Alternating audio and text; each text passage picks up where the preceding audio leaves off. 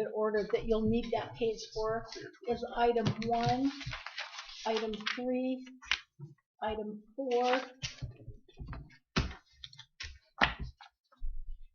5, 6, 10. and that's it. So 1, 3, and 4 will go with, you'll need this page for that. Yeah. Yeah. So currently, That's how you spell garages. God, I guess it is. That's your 50 feet. On the first one, that consider amending the street side setback for garages facing the street. Mm-hmm. How the mayor council was thinking about it, because there's a lot of homes that will face the main street, but then they'll turn their garage sideways, so you have to actually come in from another street side. And they felt like that 15 feet wasn't adequate for that. We do have, if you look in the R1, there's at the very top of the chart it says from lot line / right of way, and there's 2 figures in that. There's a 10 and a 25 feet. Yeah. The right of way, we've never used it for anything because we have a street side there, we have an interior lot, and we have a rear and a front, so that was never used for anything. We could convert that to street side, and you could use the 25 feet if you think the 25 feet is sufficient, or you can change that amount. We could still have it there too.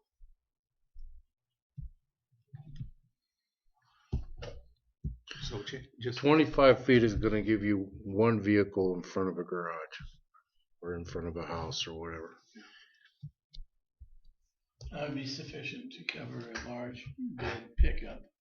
It would still have its hitch stick over the sidewalk a bit, but it would. And that's from the lot line, which is Behind the sidewalk. behind the sidewalk. Actually, it's from, so all of these setbacks are from the right of way. So like if So the the street, right of way would include the sidewalk. yeah, so if the street has a 99-foot right of way, you'd have to find the middle of the street, go down back 49.5 feet plus whatever the setback is. But in a typical planned development, that would be the Minimum. back of the sidewalk plus 1.5 feet. Yeah, so right now it's 62 feet, so it'd be 31 from the middle of the road, plus whatever this is. So like on a cul-de-sac, it would still be like in a cul-de-sac, like in the Grover Edition or the cul-de-sac that I sit on. It goes from the middle of the street there because those cul-de-sacs are 90 feet wide, not typically a 62. I'm not sure. I think 62.5 foot. well, the R1 here has a 30-foot setback from the front. Yeah. And like I said, in a typical development, that's that 30 foot's from the back of the sidewalk, right? Yeah, well, anything that's designated on here would be from there. From the center of the road. Well, I don't know, because you'd have to go 31 feet. Okay, so there's 40 feet of asphalt, so 20 would get you to the curb. The curb and gutter is 2.5, so that'd be 22.5. The sidewalk would be 5, so you'd be at 27.5 feet at the back of the sidewalk. Yeah, so houses in typical developments are 30 feet off from the sidewalk. From the back of the sidewalk. You've got that 2.5 feet in there. That's kind of that gray area. You're saying 30 feet from the back of the sidewalk, Jeff? Yeah. Yeah. Because you take an older neighborhood, like up in our neighborhood, you take where Joe Carlson lives. His house only has to be 20 feet off. So you go down that street and you take take Drew Wilson's home. It's 20 feet off the right of way. My mother's is 20 feet off the right of way. Yours is 30 feet off the right of way. Because when your home was built, it had to be 30 feet off. Well, it says 30 feet off of the 30 feet off of the right of way, of the front of the sidewalk. Right. Yeah. What is the lot line? Because the lot line would be what's behind Sidewalk. the sidewalk. So that's not where the lot That's where the lot property line that property owns. Yeah, that's where your property owns. your property. Even though you maintain the sidewalk, it's in the public right of way. And then, so then from the back of the sidewalk is the lot line, but that should be your property line too, right? That's your property line, even though that's not necessarily true, because Basically, you pay from half of the street back. there's Yeah. isn't there like 1.5 feet of street into some lawns? Part of the right of way, so with our 62 foot, you have 2.5 feet that goes behind the sidewalk. Right. So you go off of that point for your home, but your home sets back from that point. Put the 2.5 So in between then- the sidewalk and the curb. Right. So the 30 foot starts where? Right at that point. Edge of the sidewalk. Back edge of the The sidewalk. back edge of the sidewalk. So are you saying the See, 'cause back mine's edge, not which is the that. side towards Yeah. your house? I can't get my 23-foot trailer inside the sidewalk in my garage. Well, that's what we're gonna change. That's Right now. 25. Because your house is closer to the street. You need to buy a new house. Hmm? You need to buy a new house. That's what you need. Well, yeah. But you live in an older neighborhood too. That's that, Shane. You live in an older neighborhood where Well, he lives in a newer section. It was I know- built in 96. I know when Rodney White built his house, he built it the same as the one to the north of him, which I was really think it's 20 feet off the street. one And Raleigh, what was his first name?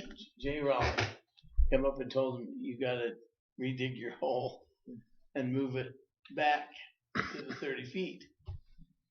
And he said, I'm not going to, because you look down the street and every house was only 20 feet off because they were all older. And so Down. they left that house at 20 feet. down Did park. you get a variance on that? I don't I remember. don't think he did. I really think mine's 25, Jeff, in the back of the sidewalk. 25. It may have. Of course, I'm breaking the law with the fence too, so whatever. well, It'd be easier if we just made it 30. Anyway. okay.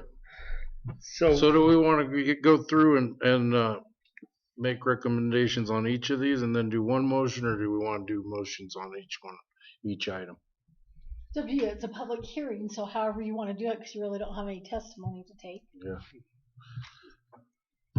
Because I talked to Jordan a little bit on some of this, and he gave me some recommended numbers, and I couldn't find that paper this morning, so I've been looking for it all day. But I do remember what he recommended on the garage, and so Jordan and I talked about some of it. Yeah. On the garage, the minimum 24 two-car by- garage is 24 by 24. The single-family dwelling, we talked about 10,000. The lot width, I'm not sure on that one because I heard 65, 70, and 75 throughout there. The Well, width of the we're driveway. currently at 60. Mhm. The development that was turned down recently was 63 and 64. A 70 lot line is what you have out in the addition that's outside the city, but will be in the city. It's in our impact Oh, zone. Copper Meadow. Copper Meadows. What are they at? They're 70 70. feet. And if you drive out there, you'll notice it's a little tight. You'll notice that in Idaho Falls too. If you've ever driven through, you go from what's it called? It doesn't matter. You see in Idaho Falls where there'll be developments that'll be 80 feet, and then all of a sudden 70 feet. 70 feet is a little tight. Our neighborhood's 80. Jeff, the one out at Copper Meadows, I was looking at Division 2, so I don't know if it's going to be different than how one was done. They alternate out there. There's some that's They go 70, bigger, there's some that's 75. I think they do that in one too. Oh, did they? I just was I just think looking so. at the plot for number 2. So if you go to 75, that's going to be your minimum. But you also, being the devil's advocate, the bigger the lot, the bigger the house, the more expensive the house. You kind of take yourself out of the realm of starter homes. Well, one thing you need to think about too, though, and it kind of hinges on your minimum garage size, because you're going to have your garage there. You have to consider your lot lines on the outside and how much room that leaves for the house too. Right, because your lot lines are always going to be set at 10. And that's to the That's to the foundation, not to the drip line. That's No. foundation. That's drip line. That's drip line? Drip line. Foundation, you'd have, well, these are usually 12 inches, so you'd have 11 really, but it's 10 feet from the drip edge. And so that's 10 feet. And if you go to 75, you know, then what I'm saying is you're typically not going to build a smaller home on a bigger lot. I mean, if you get a bigger lot, typically you're going to build a bigger home. And that's why it becomes more expensive. But if you go to a 75-foot lot, then take off, that gives you a 52-foot wide home. That's pretty. Well, I think one of the big things is that subdivision out here, the one that didn't go through. If they would have been able to access the backyard to park campers and stuff, that would have alleviated some of the issues. And so I think that, you know, that's another. Well, that's true, but even if they didn't, the problem with that development is you park one car in front of the house and that's it. Yeah. I mean, if you have a 24-foot wide driveway, Mm-hmm. and then you got that 10 feet, you know, between the houses and that, I mean, that's pretty well, you park one car and that's pretty well it, maybe two cars max. Mm-hmm. And so that's the problem you have over here in the older sections, like on Brentway and that, is you've got these, what are the size lots over there, Sandy? They're not 70. Which ones? They're about 60 over in Brentway. Shelley, I don't know. I'd have to go pull a plat. I'm not sure. I think they're about 60, 65. And everybody has a one car garage, and then you put all those cars on the street, and you're parking down the street, you know. And you'll alleviate that if you go to 75 feet. That's a minimum, by the way. So let's jump back up here and make a recommendation on the.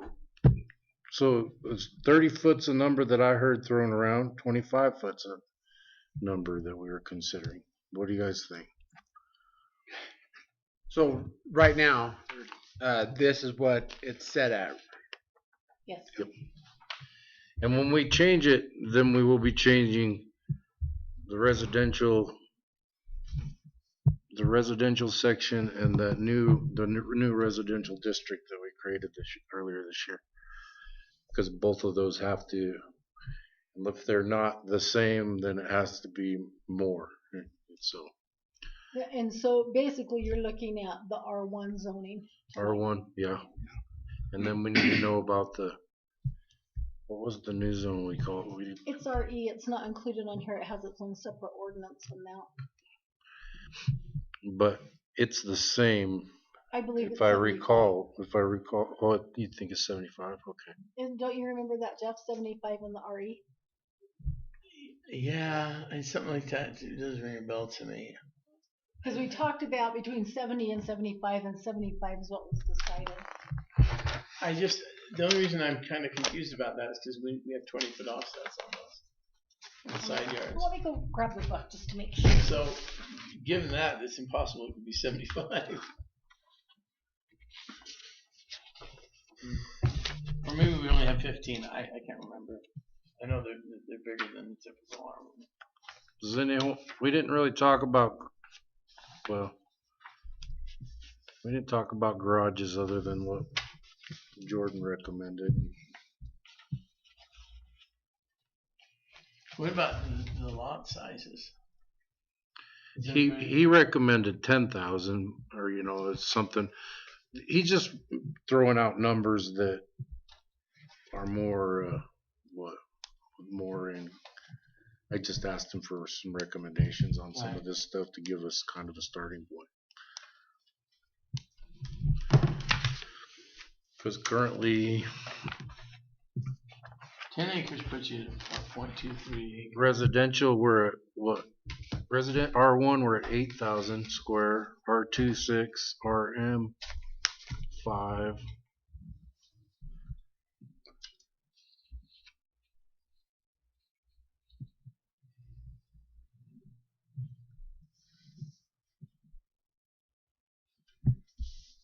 So the R1 would go from 8,000 to 10,000. So do you have any idea if they did it in acres, how big that is? I don't have my phone with me. I left it on my car. Divide 10,000 by 43,560. It's almost a little under a quarter of an acre. I think it's 0.23 acre. Whereas 8,000 square feet is only 0.18 acre. Give me the numbers again, Joe. It's 10,000 divided by 43,560. 0.23. 0.229. So it's 0.23. So what's 8,000 divided by 43,560? 0.18. Okay, so that was right. So 0.18. See, we're going from 0.18 to 0.2. 0.23 acre on a lot. It's almost a quarter of an acre. That's a quarter acre is pretty big. I was thinking 12,000. 12,000 square feet. Yeah. What size is your lot? You could. That would put you at just over a quarter an acre. Yeah. You could only get 4 houses to an acre. I like that. I don't have that's fine. I don't have a problem with it. I just, the bigger you go, the bigger the house you're going to put on. I like And the fewer lots. And this is a minimum, by the way. Yeah. This is a minimum, but I guess my concern is I don't want to. I mean, right now we can't talk about because there's not a person in this town who can afford $350,000. Most of the people in this town can afford $360,000 home with wages the way they are. But if things were to correct and we were to have wages come up, do you want to have some homes in the city be first-time home buyers, or do you want them to just be opulent mansions like you're going to have on those quarter and half acre lots out in the Parks Division? I think that 10,000 is a reasonable number. I mean, I agree with you. But you typically can find out falls yeah. and Hammond. And honestly, I really think like the sentiment of the city right now is focused more towards that second-time home buyer than we are the first. I mean, I feel like we want people here that are going to be here for a longer period of time, and it's just not a stepping stone. Across the street from me. They came here anytime. Right now, try buying a starter home. Yeah. Yeah. Well, yeah, if you and 3 other families get together, you can buy a starter. Yeah, maybe. Oh, there's a 900 square foot home across from that LDS 3rd and 5th Ward Church on Park that sold for $210,000. 900 square So foot. do you have the What is yours appraised for now? Yeah, actually, But a just lot more put than we thought. 0.5 on there So, and you'd be close. It says lots of at least 1/2 acre and at least 115 feet wide. So we went 115 feet wide. Yeah. I knew it was over 100 because the whole purpose of doing the larger thing was that we wanted to go to the sewer line that was not a gravity flow, which they're going to do. I don't know how they're going to do it in Florida, but we wanted to do a pressurized sewer system. That's why we went to that larger. Because you get over 100 feet and it becomes really impractical. It was like Mike Hicks of the Anderson group here said that last meeting we were in. It costs 1,000 feet to develop a lot. So, it's a lot of money. So on the front setback, this is where I think I was hung up on the 65 to 75. Front setback shall be no less than 65 and no more than 75 feet from the right of way. Side setbacks no less than 20 feet, with side setbacks along the street no less than 15 feet from the right of way, and rear is 25. All right. So it's 115 feet. that setback affects a lot of things too, you know, I mean, if you've got an existing sewer out there in the street, farther you set back, the more fall you're gonna have to that sewer, or, you know, and all kinds of stuff like that too. You know what I mean? Yeah. You know, the 30-foot offset really does change a neighborhood. I mean, drive down Spruce and then drive down Aspen. Big difference. I know it's rough. Yeah. You're too busy worrying about it. Same here. Aspen's the roughest. Oh, you can't even fly a helicopter over that road. 30 footer compared to 20 just opens the entire neighborhood up. I mean, you go in the Edward edition, everything's 20 feet off. And homes are pretty tight there to the street. Yeah. Okay, so we're 30 foot now on We're the front, 30 right? foot. But so the street side is 15 feet. That's if you have a side, and that's the problem we have is we're talking about the side yard. If you come around and you have a street side that's someone puts their garage on, with 15 feet, you park a big giant truck in there, you're gonna be hanging over the sidewalk completely. So we need to really So probably make that 25. yeah, 25 or 30. If we're going garages of 24 by 24, we're minimum. We're saying that most cars are going to fit in that 24, so you got to figure at least a 24 on your driveway, I think. And the rear setback is 25. So do we need to change that too? no, because if you go to a bigger sized lot, you're gonna have plenty of room. Oh, okay. You know, that was one thing about that development that was turned down. Those backyards were deep.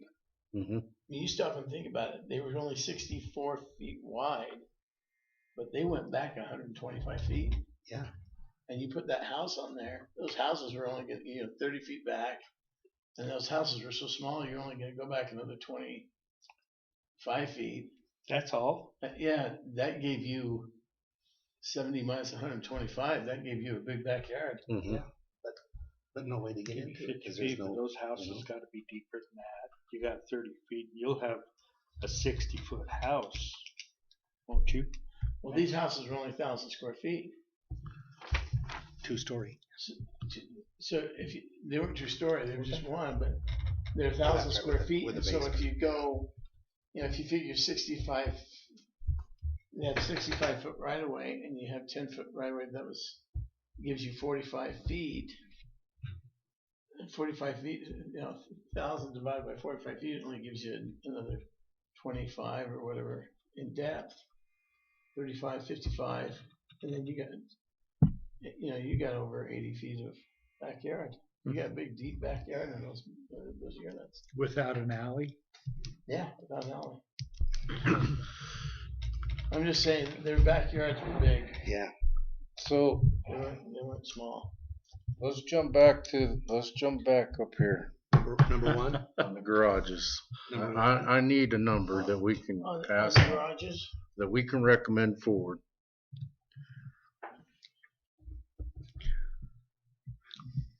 Well, the number I've got here is 25 feet. we're talking about the size of the garage. No, the Nope. setback from the Setback. garage. Oh, From the sidewalk to the garage, I'd say 25 feet. minimum 25 feet. Yeah. There's already a lot of them like that. Well, we're not worried about the past ones. We're just saying from now on. Well, I know, but I mean, they work, is what I'm saying right now. With the 25 feet, they work. Okay. Should we do one at a time or do them all together? We're gonna number one we just did, so now we're moving on to number two. 25 feet for the garage. Yeah. We're 25 feet. Okay, Number two, 24 by 24. that was what, for a minimum, that's what Jordan recommended. 24 by 24, you're gonna get 2 cars in there, and you're probably not gonna put much lawnmower and all that stuff in there, so. And he's seen that in one of his IBC, or that a small one was like 20 by 20, an average one was 24 by 24 is what it said. Is where he come up with that. Yeah, you see a lot of these places that start these new homes and they put a 2-car garage in, but you'd have to You only see one car in it. exactly because you can't. You gotta have at least So 24 sheds are feet. full. I know. Put Okay. your And the lawnmower. driveway has to reflect the garage. We're getting down to that. That's on the list too. So I'd say 24 feet by 24, you know. Okay, so that one's 24 by 24, okay? Okay. Amending single family dwelling minimum lot size. 10,000 square feet. Okay, so 10,000. Now that RE zone, half acre, that's 10,890. So that's only That's a quarter acre. that's Acre's 43,560. 43,560. Yeah. Yeah, It- so it- 10,000 is 0.23. Yeah, Three, because and the RE starts 21. at a third. Half. Aha. Half acre. So yeah, half acre. So Well, I it's thought gotta it be. started at a third one. So Lot it's gotta size be. is at least 1/2 acre and at least 115 feet wide. It's half acre. Okay, half acre. So yeah, that's big yard. So the 10,000 feet would be a quarter acre, basically. Yeah, Yeah. Well, yeah. just a little. Okay, It doesn't have to be Not the quite. same as the. Not quite a Not quarter. quite, but Yeah. close. But I'm just saying, if we bump it up to 9, that gives you a little over 2.2 of an acre. I'm just, you know, 'cause yeah. 8's too small for me. I'm good with 10. I just wanted to throw 9 out there just to say And I think 10's 10 is pushing it. 0.23. 9 is just over 0.2. It's not 0.21. It's 2. So I'm just throwing it out there just to see if anybody. Most of the developments that you see in Hammond and Idaho Falls, they're packed in pretty tight. They're under 10,000 square feet. Yeah, they are. They're anything under 0.2. I think the ones in Copper Meadows is between 10 and 12,000 because they vary. Yeah. And they don't have that big of backyards either. They're not that deep.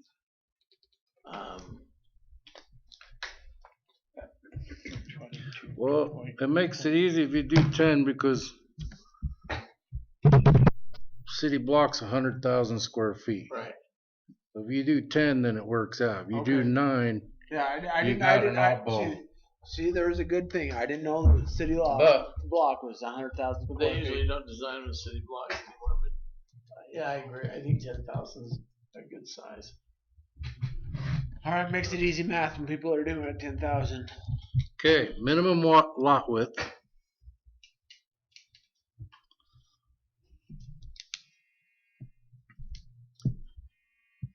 Right now it's 60. And the development was 63, wasn't it?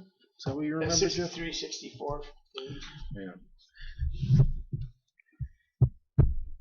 If you have your garage at 24 and you have your 11 feet on each side from the base of the house, well, just figure 10 because of your things. So you've got 20 feet and then 24, so you've got 44 feet, and then the whatever for your house.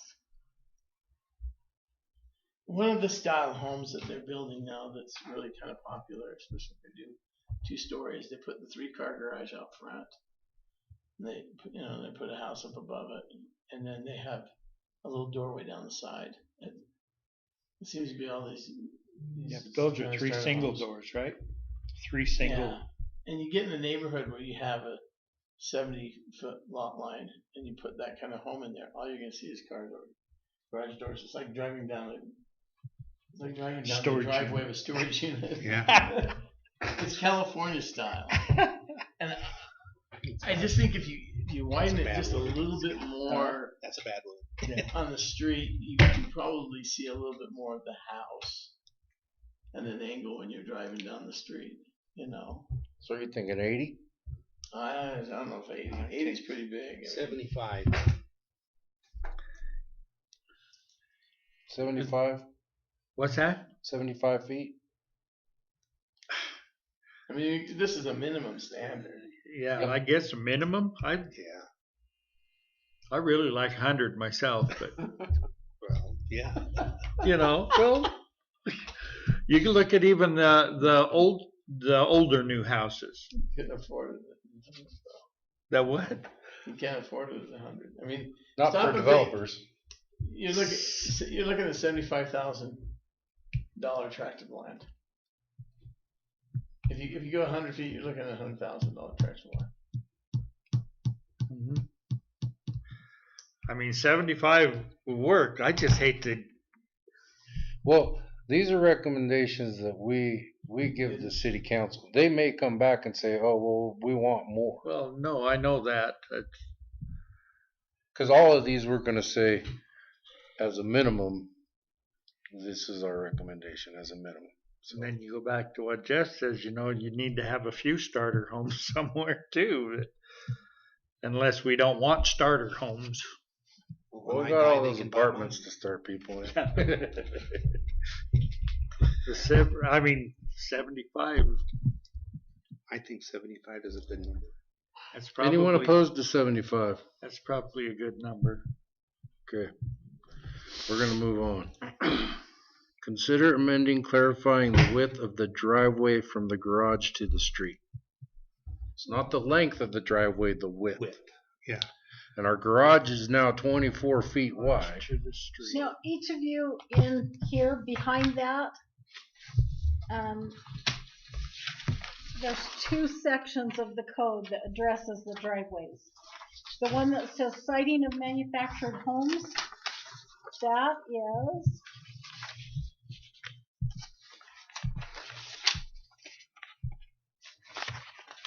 section 5, and then the one behind it, 716, that says driveways. That's where the ones that we're looking, those are the two sections we're looking at amending.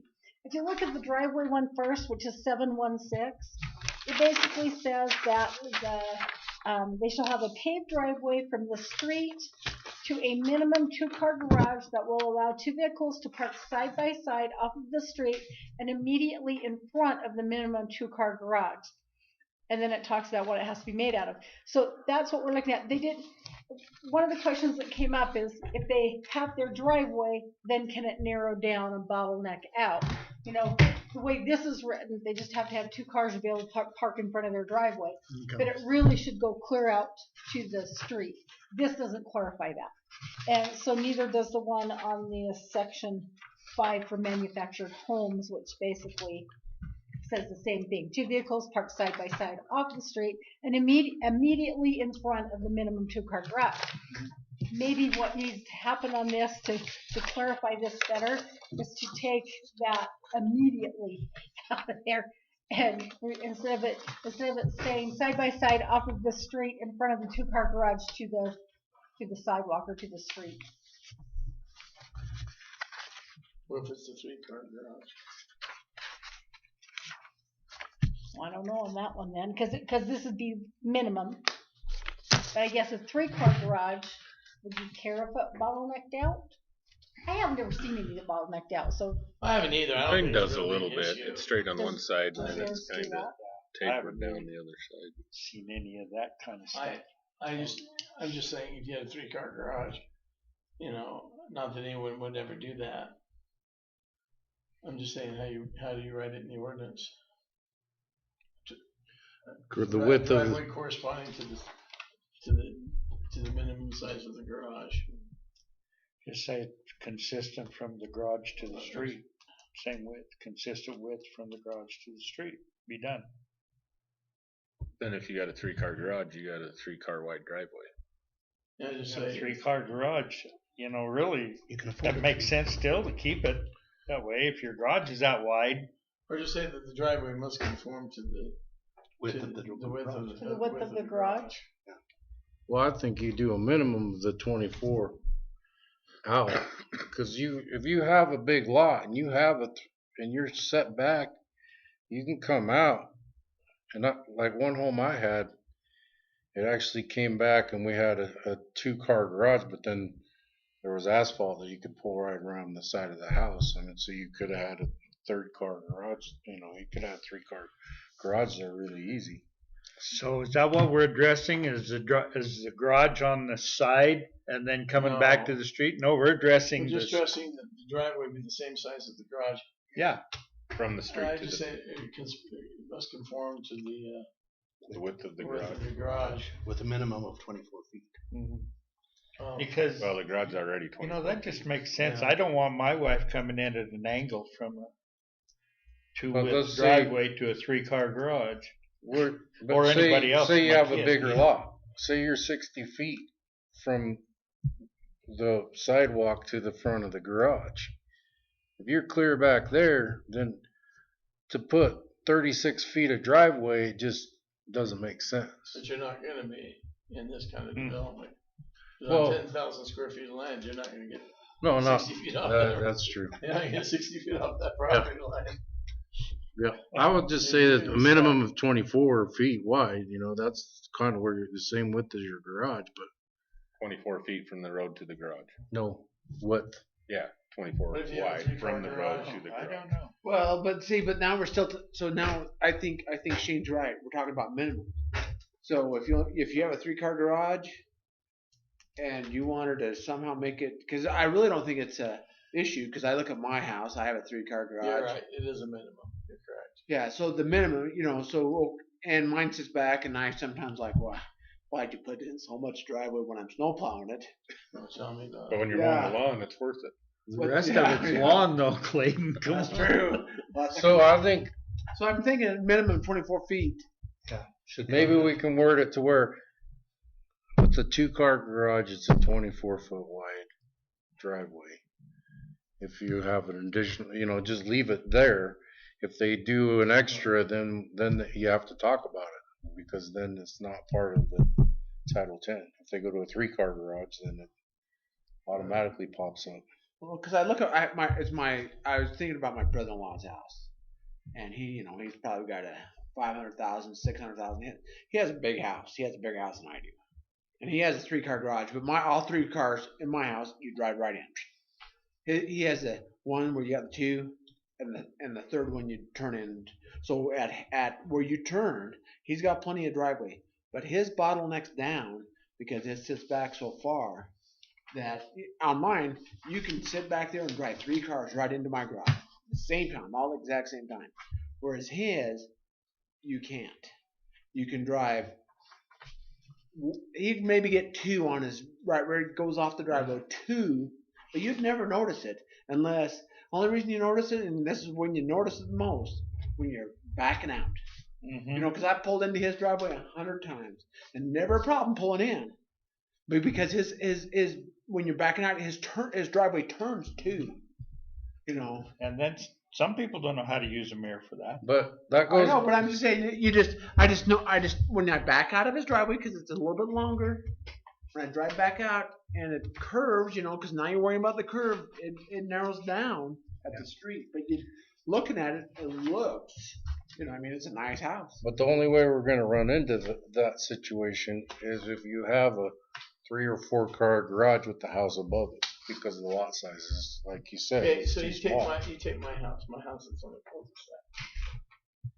It has a driveway that sits back a ways from the street and it curves in. And I've got 24-foot driveway that meets, or 25-foot, whatever it is, driveway that meets the garage.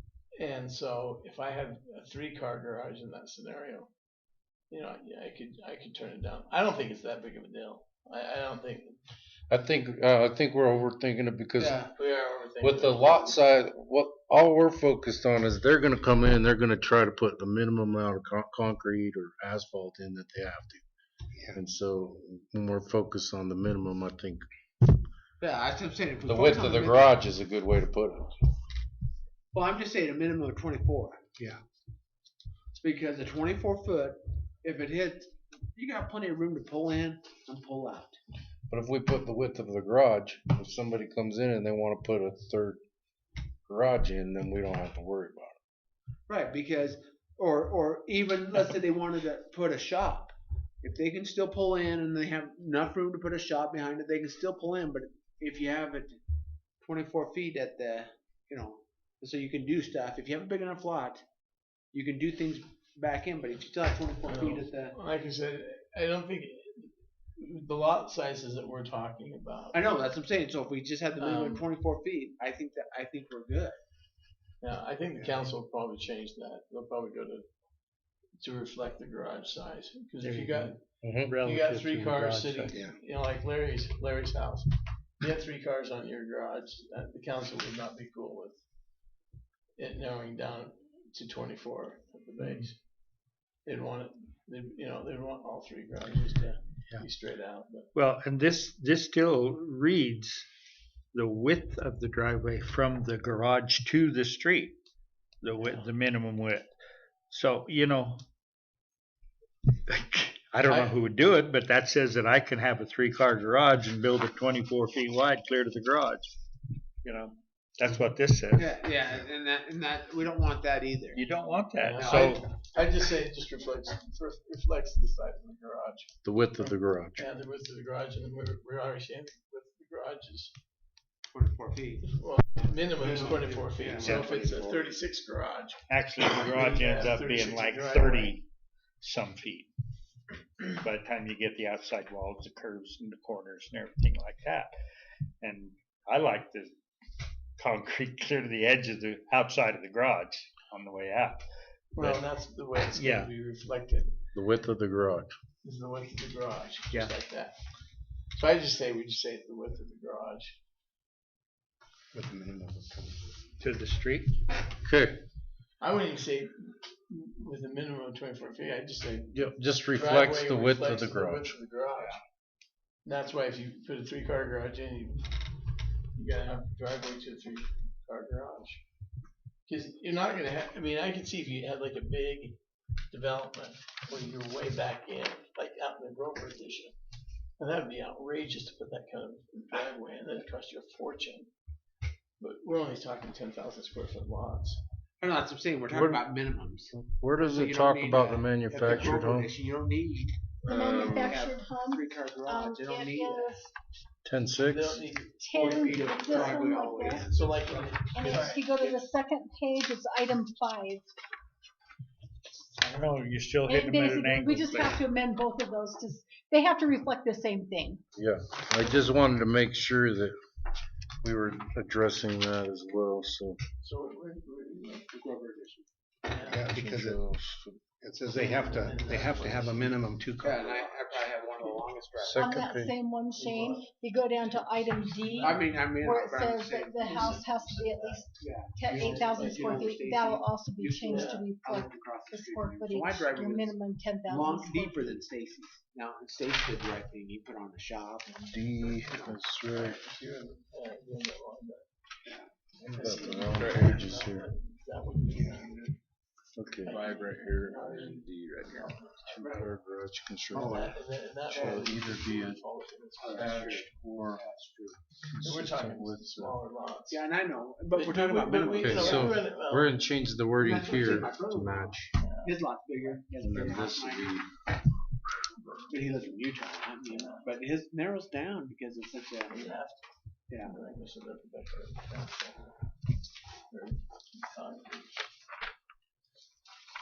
Okay, so did you decide that the driveway must conform to the width of the garage?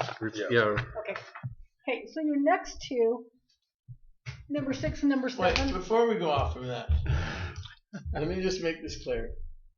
Do you know Dave Johnson's home? So if I have a house and I have a garage off to the side and I'm in a cul-de-sac, and I have the garage that comes in from the side. If I have a 3-car garage that sits to the side, when I come out to the front of my house, I'm going to have it 36 feet wide, or can I have a 2-foot wide coming out? You see what I'm saying? Yep. The garage does not face the street. The garage faces off to the side. If we say that in that ordinance, technically what we're saying is that that driveway has to be 3 feet, 36 inches, 36 feet wide. Right. So that's a problem. If we say it that way. Because you're right. I mean, Well, all we have to do is add on street facing. yeah. On driveways facing the street. Garage is facing the street. The garage is driveway has facing to- The the street. driveway must conform to the width of the garage. And then I would say that anything not facing the street's a minimum 24. Yeah, and then any garage not facing the street is a minimum of 24 feet. Okay. So we need, yeah. So I think that'll cover that. Okay. Having a finger. Yeah, I'm making my little notes here. We got it. Consider adding specifications to the subdivision ordinance specifying the requirement of secondary irrigation system. Right, so this chapter 16, all of this is about subdivisions. And in here it talks about that the developer has to bring their own water, but it doesn't clarify a secondary irrigation system. And really with the water rights we have, it's only for culinary water anyway. So we just need to create a section, and I guess that'll be up to BJ to put the wording in there. But we need to add, if you guys are okay with that, that all subdivisions must submit plans, because there's a thing in here that says what you have to submit plans for a secondary irrigation system and have it approved by the irrigation district they reside in. That's what is on here to consider, is to just clarify that in the ordinance. Okay. However you said it, I think that sounded good. Okay, so it's okay to, because it will be in addition to this. Yep. It won't be Okay, so- changing out, actually be in addition. Right. Because because of our water rights and what's our water's looking like, we need, if they can get secondary water, they need to absolutely do it in their subdivision. Now, and I don't know if there's anything that wouldn't have water rights. Like if we're annexing, I mean, if we go north where most of the stuff is going, I don't know. I'm just trying to think. It's all farm ground, isn't it? Everything west of the river, east of the river, to the foothills is in an irrigation district, either in the Snake River Valley or the Idaho Fall or the Idaho Canal irrigation district. So everything in this area is appurtenant to the land, meaning that there's not one piece of property that's not developed on, that's agriculture, that's not got a water right with it. So there's not going to be a problem, even if our city extended to the west side of the river. We'd then be in the New Sweden irrigation district. The same thing applies there. It's all the length. That's what I'm saying. That's what I'm saying. To it. You So, guys can't think of anything that doesn't have No. water rights. Yeah. that's. If they didn't, they'd have to actually request a variance at the time they submit the application for the Okay, primary that'd be fine Right. because they'd have to prove they didn't have it, and I'd find that hard to believe. And there's no And big, large the irrigation district has to sign off on each one of these. So just like with Sunset Vista, Brent said that there's no way you get water to Division 2. And he's told me he went and talked to them and they said, well, if you exhaust all your possibilities, you don't have to do it. So when he came back in for the final plot, I said, then I need a letter. I need a letter from Snake River Valley Irrigation saying you don't have to do it. And they kind of toyed with the idea for a while and said, well, if you couldn't do it, we're still going to charge all the people their yearly assessment, but they're not going to have rights to water. And they really didn't want to do that. So then they decided at the last minute that he was going to put in a dry system because he was having problems getting easements from some of the property owners to bring the water down. So they decided he could put in a dry system that wouldn't be hooked up. But then it came to pass that, hey, you need to find how to get water there. There's other ways you can get it there. And lo and behold, he found another way. Yeah. So Well, that canal's high enough to feed all of that anyway. He probably had to fight for the easement. yeah, there's actually another easement in there that he can come right down in front where the public utility easement is and run off a little bit of that to bring it in. That's what I've been saying for months. So anyway, he came in the other day and said, in fact, they submitted plans for it. So we're good on that Okay, one. that's good. We argued that. Yeah, I remember you Round saying and that because you round could and say round go and down round. to public utilities. And it's like, no, Yeah. no, You can do that in an easement. Yeah. But Okay. it's gonna BJ will add the prohibited wording pretty that we soon. need for that. Yeah, so I'll have On BJ there. add the wording that we need will be. to be able to Especially make if we sure go that it meters. clarifies Oh yeah. what they need to, that they have to submit plans would for that, want and that it that. has to be approved by whatever irrigation district they're in. Usually it's Snake River, but we'll just leave it broad enough that if they're in a different irrigation district, then. Yeah. Just have to cover through the irrigation district, right? Item number 7, does anyone have any issues with changing from 10 to 30 days? Terry Brunson's place right there. And let me tell you why we're doing that. And I know that I We did had last time. one of the engineers get a little saying, well, you shouldn't be able to do that, held us up. And so You the know, way that they need to and do it is if they do not submit Meters, the improvement drawings with the I don't preliminary wanna buy plat, that. I then we was need in a 30-day Sandy and time my to review it. Because there's water 30 bill days when they do the preliminary was plat. $150 They don't a like to month. submit that because because I had it the costs water them money. bill And if there's any changes or it doesn't And get it'll approved or get here. whatever, then they don't want to have that money invested. But I can't get it to our engineer Right within now, for a what are we 10-day paying? review time, as our ordinance says. Pay So, $80 a month. I guess that for was garbage, sewer, my and water. doing, saying, can we please change this and put the wording in there? If not submitted with the preliminary plat, then there's a 30-day review time if they submit it at the same time as the final plat. That sounds good to me. That's because we don't have our own engineer, right? Right. Because, by the time I put them in the mail and send them up to them, it's 5 days to even get the turnaround to get back up there, so. Anyone have any issues with that? No, I think it's good. Okay. So I'm ready to entertain a motion that we make some recommendations to the city council.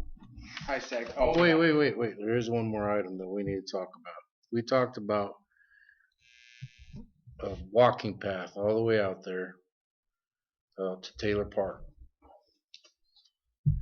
I can't hear you. I'm sorry. We talked about, right before Christmas, we started talking about doing planning for a walking path, and then this subdivision came last time and we hadn't done anything. I think this is a good opportunity for us to say we would like to see this happen. Yeah, if I could weigh in on that, I would like to see us have on our major streets, the New Sweden Highway, the Taylor Highway, and of course we have one on Fur, but it's not purchased. It's on other people's land. The one that currently has the nature path on it, which is an unfortunate thing because you cannot condemn under state law for a pathway or right away. So we're kind of screwed there. Someone's going to have to pay market value to obtain that. As part of the development and widening the roads, when we widen the road from New Sweden going out and the Taylor Highway going out, it needs to be a wide road, the same width as the Center Street. I would say a minimum of at least 3 lanes, if not 5 lanes. This is a highway.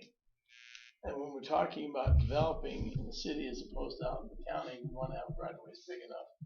But it would be nice to have along the side of that right-of-way a green path with trees where we could have a jogging path that either goes straight or maneuvers among the trees in, like along Sunnyside, all the way out there on that, and also the road going north out to the fish pond, as we're hoping one day to be able to maybe create a recreational district if people in the greater Shelley area, the Shelley School District area, are agreeable to it.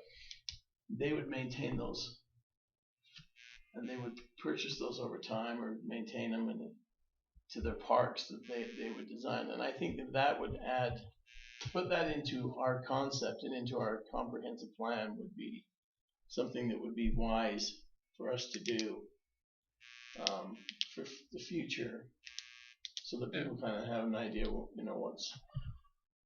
we're thinking of.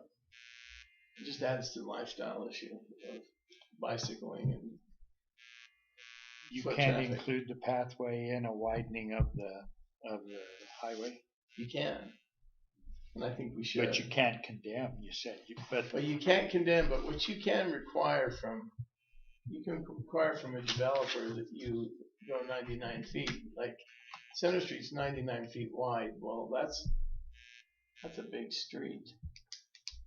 You're not going to need that big of a street eventually. But if you had that size, then you could put that along it. I mean, that was one of the conditions we made for the plant up here, is to put a little walkway that everybody calls it the walkway that goes to nowhere. because we eventually want to have a walkway that goes out to the kids' pond if there's a gym lake. And I just think it's important that we have these kind of walkways along major thoroughfares. But yeah, you can't condemn, but you can require, right away widening. And with that, I mean, you can get a lot of leverage when you put in a letter or an application or a request if you use the S word, which is safety. Right. For a walkway or no motorized vehicle, but walkway or bikes or something like that. That just makes so much sense than have all this happening on the road where the traffic is. Yeah, the busiest roads need to have. One of the problems I worry about is if you have a lot of development, you see in Ammon, one of the things that really bugs me is East Ammon Road's a perfect example where you go over the railroad tracks. You have a 24-foot wide strip of pavement right now because they never had the developer develop those streets when they were developing on both sides, which is kind of ridiculous, but that's another story. But then you got the 60-foot right of way, and you put that street in, and then you just got fences. I mean, do you want that? Just vinyl fence. I mean, street, sidewalk, vinyl fence. Yeah. It'd be nice to have one side be a little additional area you could put some trees and have a walkway for people to run around both sides, like you do on, some big thoroughfares for people to be jogging and biking. So I'd like to see us make a recommendation that we do. We go ahead and recommend that get it added to the comprehensive plan. So Yeah, I agree with that. Yeah. Before it's over, Center Street is going to go east quite a ways, and it's wide in the city, but when it gets past the canal, it needs to be that wide. It does need to be that wide all the way through. Yes, it does. It's a major thoroughfare. So when we put the new sewer lines and the water lines and stuff in like that, we might as well make the road wide enough. Yeah, it's a major road. And the same with Fur going out to. Okay, so how are we wording this? I defer to. Because basically we recommend that the comprehensive plan be amended to state that as development occurs along New Sweden and Taylor highways, that there be green space / walking path developed in those areas. I guess I don't know if we start to define widths and everything, or Would you want the same along Baseline Road as well? If ever it was, I'd say those 3 streets.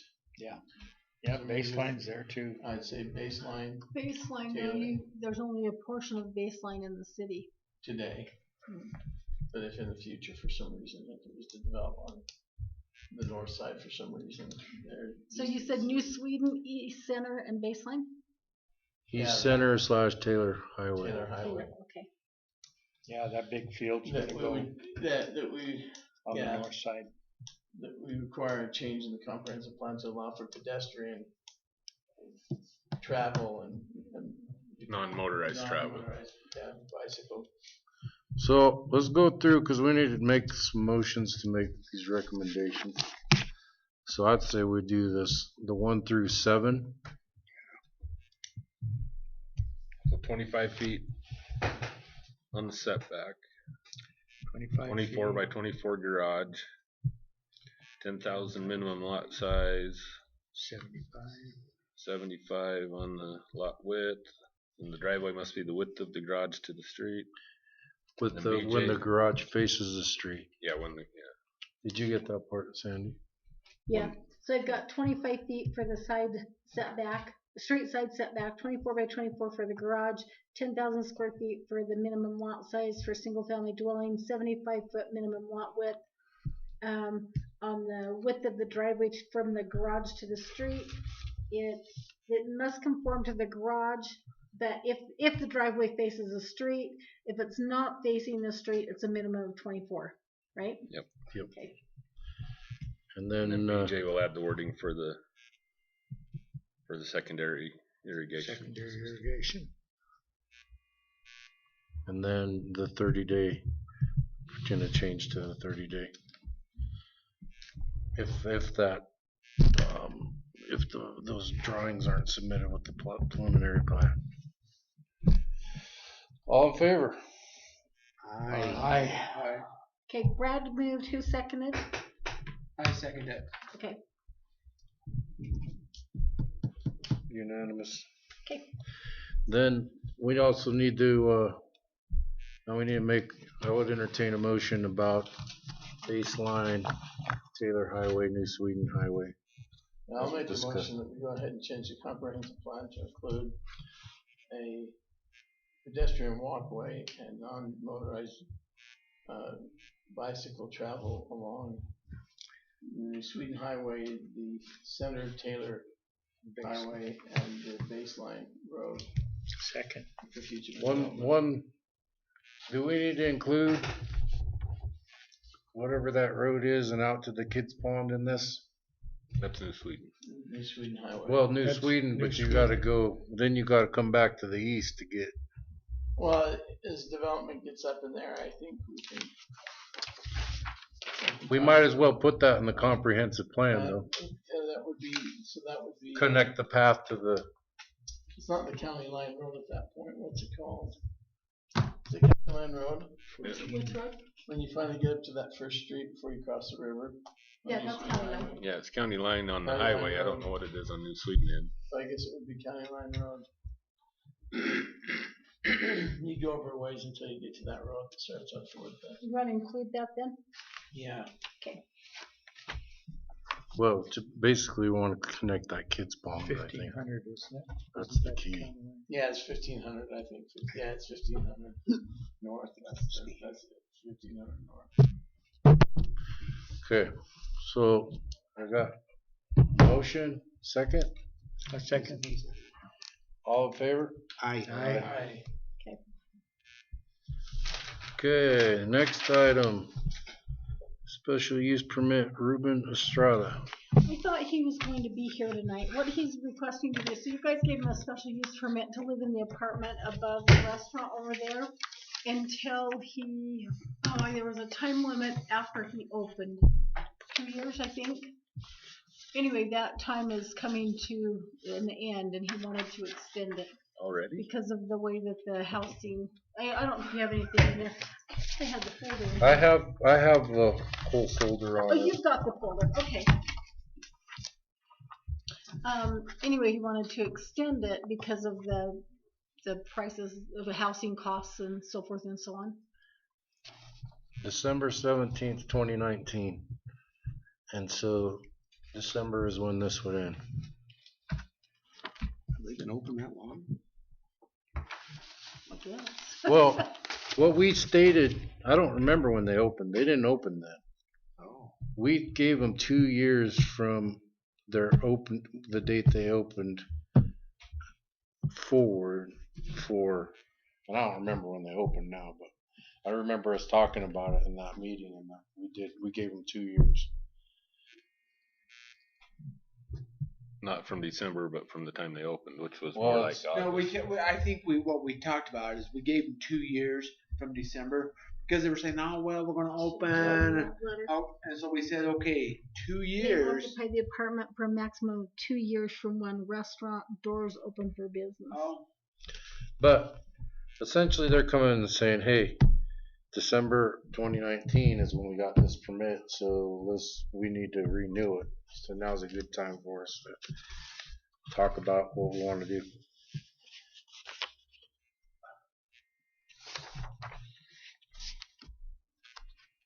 And if you want him to come in and talk a little bit more about it, I thought he'd be here, but What is the adverse downside of having someone live in an apartment above a storefront on Main Street, other than parking? We have There's it. parking in the back, right? We have it zoned that no residential in the business zone. yeah, the zoning only allows it with a special use permit, and it can Right. have conditions. So what's the downside of getting a special permit? There's not, I don't feel like there's a downside except for I think there needs to be a time limit because we're trying to encourage him to become a resident, you know, and just. Part of it is, Jeff, if they say they have 5 kids and each one of those kids was high schooler or whatever, and they each had cars, a lot of it is a parking. A lot of it is there's no place for the kids to play if they have small kids. There's no green space at all. So that's kind of why it's done on a case by case basis. Okay. What's in the back? He's got his barbecue set up back there. This alley right here. I mean, what if someone was to come in and take one of those old buildings, like the old hospital building, utilize them, and to put an apartment up above? Well, we have apartments down here on the corner of West Pine. Right. But it's zoned that way too, and they don't really Is have that any zoned green that way? space. Is that zoned different than the others? I didn't know that. What's the address of that place? It's not That's zoned this- differently, what- huh? it's- I don't know. No, it's not that one. That's not it. Maybe they don't allow it now. I don't know if This is it's the one central we got. business or multifamily. But it's 346. No, No, that's not it. central That's up business. by Hyams. If it's central That's your business, if case. they ever close the doors for that, it won't Let's be see. allowed again because that zoning has been changed. See, I'm just wondering, you know, if someone encouraging development in the downtown area, right. you know, there. if you were Where to is build, it? no one's going to come in and build it in those spots in a That's row right. building. You mean the If you're going to go 1 story, if you go 2 stories, no one's going to be in the upstairs story unless you were able to build apartments or apartment Let's see, or a couple that's apartments. I know, but my thing is that if that's what we're gonna do, we need to that's come up by back. Hyams. Yeah. But that's not the one they're No. talking about. it's Yeah, it's basically the, what- over the barbecue. Yeah, so Yeah, Uh, over there. we did rezone it because he came in with a special use permit. And so, well, I remember talking about it when we said, well, we'll give you 2 years to get this all figured out. Because he was kind of like, oh, this and that. And we're like, 2 years should be plenty of time. Now, apparently it was not because he's asking for more. So I don't mind giving him more, but I still think we ought to set a time limit because I'm just saying we got to go one way or the other. If we're going to let him live there, we're going to rezone it because that's why we have these zonings. Right. Yeah, but then looking at case number 4 right after this one, you're in the same situation. Well, his is I'm sure he wants a special, but it isn't heavy commercials. Yes.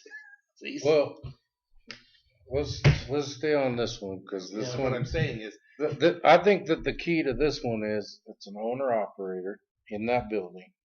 I don't have a problem with it but in the future, I think it still needs to be a case by case where you look and say, if it's the old hospital, what are they going to put in there? Does it make sense for somebody to be there or not? I agree. And I still think is we kind of even though it's owner operator, I don't want to give we don't want him if we're not unless we rezone it. I don't want him camping out there.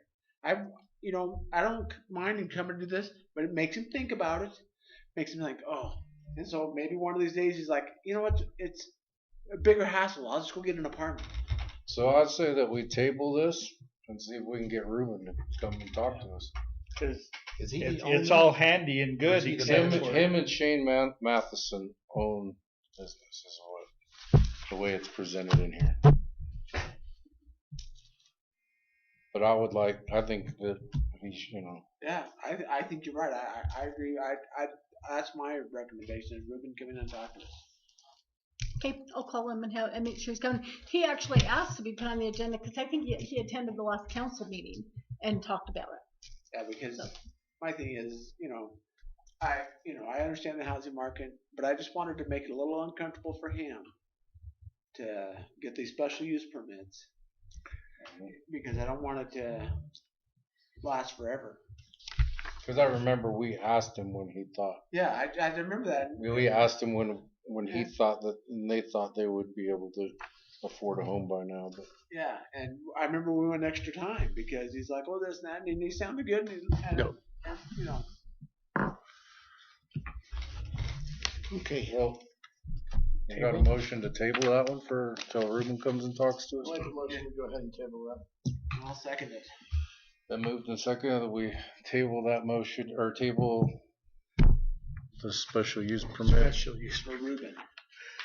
till next month. All in favor? Aye. The next one, Drew K, special use permit, single family dwelling and heavy commercial. Didn't we just rezone all those? You only did one, so there's 2 houses over there. One was owned by Maria Cervantes, I think. I can't remember her last name. Anyway, you went ahead and approved that one. Drew bought the other house, and he's wanting to rent it out, so he's asking for that special use permit to use it as a R1 in a heavy commercial. And this is to call for the hearing tonight. And this is just one of those different houses. Yeah, so clear down there past the corner. If you go down past That's those few houses just down there by that. where the old motel used to be, it's just there's 2 houses to the north of that. It's the white one. Is it the white one he has? I I don't wasn't. know, I'm assuming. 'Cause the other It's the one- one. The other one's the red one. We dealt with that, and then there's Chekiams. Yeah, it's the white. It's the white one with the big shop. It Right. just sits back off of the road. Yeah, I'll just make a motion. We go ahead and call for a hearing on that.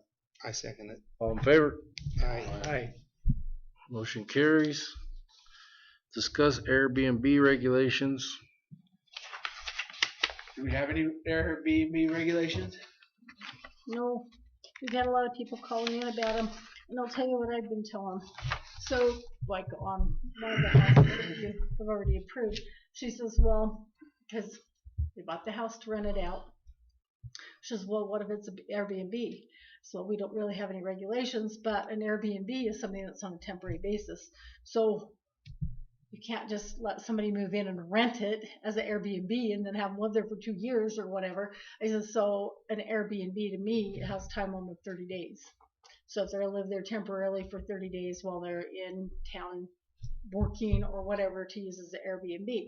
But we've had this come up enough that we probably should have something written to clarify what Airbnb is and how it's going to be First of treated. all, if it's an Airbnb, you're running a business, don't Yep. you? You have a business license. I do. Right. So first of all, you gotta have a business license.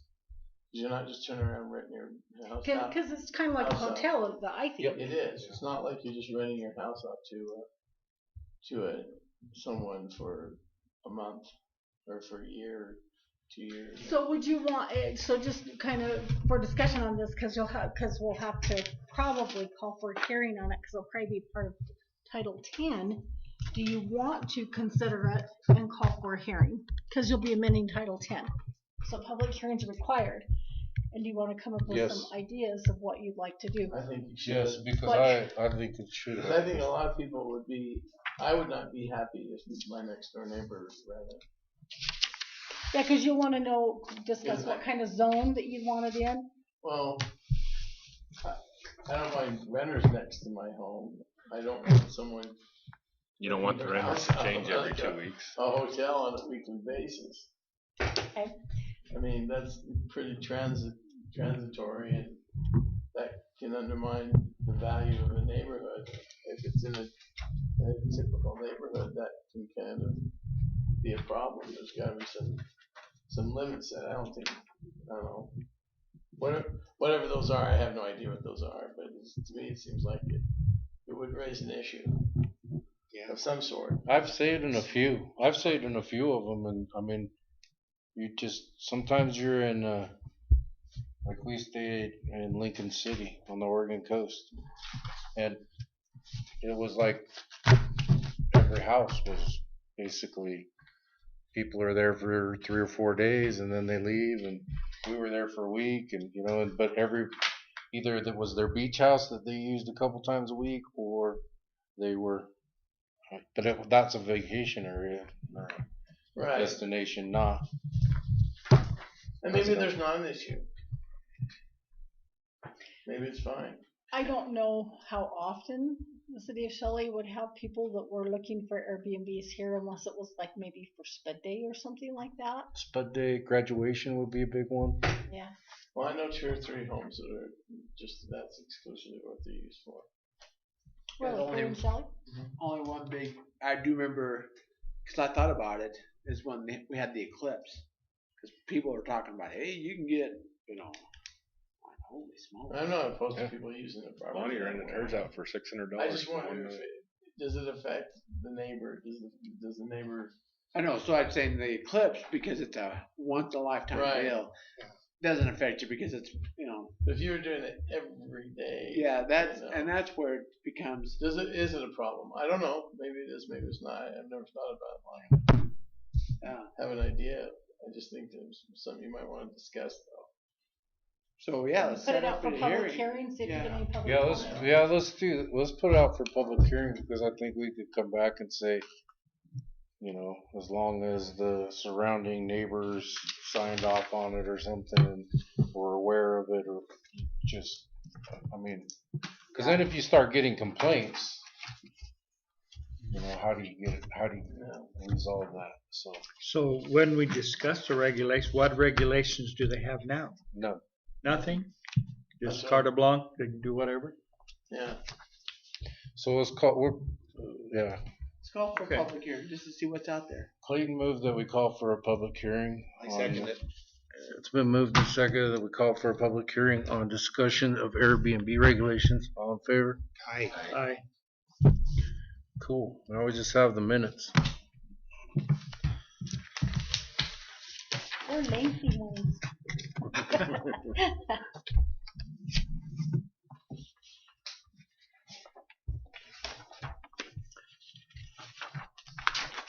This is all just off the recording though, isn't it?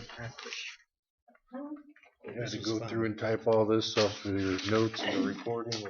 I tried to be as thorough as I could.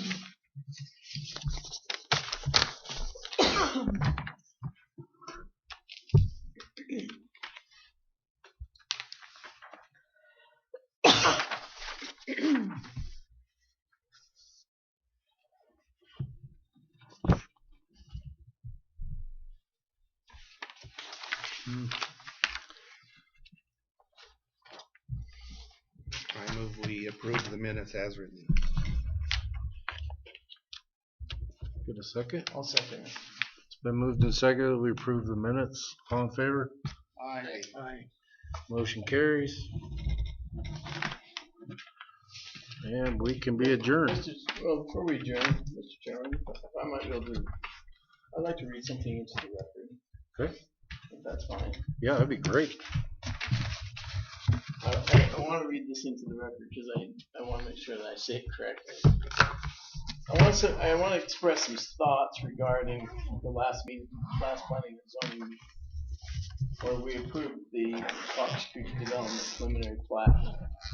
We sent it on to the city council for their review at their meeting. I want to state that I believe our decision was proper and that we followed the guidelines that was given to us as board members. That is, we adequately and accurately considered the city's subdivision ordinance, its comprehensive plan, and the infrastructure modeling correspondence provided by the city engineer. And to suggest that the board failed to complete its duty or that it overlooked to follow the comprehensive plan is false. The comprehensive plan is a broad-based document that does not provide definitive measures on whether a development should or should not be approved, other than that it must be in the correct zoning and that there's certain types of things that we require in developments that are orderly to the development of the community. As those requirements, such as orderly planning of development or the development that reflects the city's values, are not sufficient enough as guidelines for the planning and zoning board to accept or reject a preliminary development plan. We were correct in making the decision we did and sending it on to the city council. It's the city council's job to make those types of decisions, as they are elected by the people, and they also appoint the members of this board, members of this board to the planning and zoning. Planning and zoning members are to consider the preliminary plat of a subdivision based on the city's subdivision ordinances and based upon the comprehensive plan and any other plan that is prescribed by the city engineer. And then I also just wanted to go on to state this, to make the indication that anyone on this board would break the open meeting rules, I think was false and wrong. I don't know who did that. I think they know who they are, and I think it was inappropriate. But I just want to say, as a member of this board who's now been appointed to go back onto the council, that I think this board was appropriate, did the right thing in our last meeting in making the decision we made. And going forward, I think it is this board's position to look to see how a proposed subdivision plat meets the city standards. But when it comes to things that are beyond this board's realm, such as, you know, whether something fits in the community or not, should be left to the city council. I know the city council would like to have avoided that problem, but that's what city councils are for. And so that's my thoughts, and I just wanted to read that into the record. Jeff, can I get your copy of that? I couldn't write fast enough, so. Yes, you may. Well, now I'd like to thank Jeff for being part of our board, and we're gonna miss his insights and his pulse on the I enjoy being on this board, community. you know, it's been enjoyable. This is where the groundwork really begins, and I think as members of this board, really you have more leeway in prescribing ideas, like you talked about with bike paths and things like that, on how, because a lot of times you spend in this meeting just talking about whether something's to be approved or not. But there's, you know, the planning and zoning board is planning, and that can't be done by the city council the way it's set up in this Idaho code. Planning and zoning is here. It's where planning begins, and I think there's a lot of things you guys can recommend to the council that they just don't see. There's some things they don't see, and they don't get it, and you should be able to do that. So I hope everybody on here will feel comfortable enough to kind of speak out and pursue things. And you know, maybe the council won't agree with you on some things. I know when I was on the council, we disagreed, and then Larry and I had some discussions, and we both disagreed on some subjects that we thought were not right, and that's cool. But I think it's the board needs to be very proactive in presenting things to the council that they should consider, especially as it relates to the community and its growth. We're gonna have a lot of growth. It's not gonna go away. It's not gonna just stop. And you know, maybe that's what the city wants. If the city wants to have a moratorium on building, that's great. But you know, the county's gonna build. The county's gonna allow development. And it's gonna grow all the way around the city and choke us right out. But, you know, those are discussions for another day. But I was very offended by the fact that someone would suggest that members of this board would go outside the meeting and make decisions. That was not the case at all. And I was just found it highly offensive that someone would make that allegation, first of all. And then I was disappointed in some members of the council for insinuating that we did not look at the matter closely. I disagree with that strongly. So, my opinion. Appreciate it. Thank you for that. One of my last conversations with Sweet Christensen was, I told him that I was appointed to be on this board, and he says, I just want to make sure you do a whole lot more planning and spend more time planning than you do zoning. I agree. Oh, big spider. Was that hobo? I don't know. It's dead. That little pack on his back. Could have been. Anyway, Yeah. that's all I have to say. Thank you, Jeff. You need to take that to work tomorrow and put it on Jackie's desk. She's deathly afraid of spiders. Okay. We're adjourned. We're adjourned. Okay. Okay. Now, when you go outside, clear the smoke out. Well, yeah, in our last meeting, we were accused of making the decision before the meeting. Yeah, I saw that. And that was not I didn't see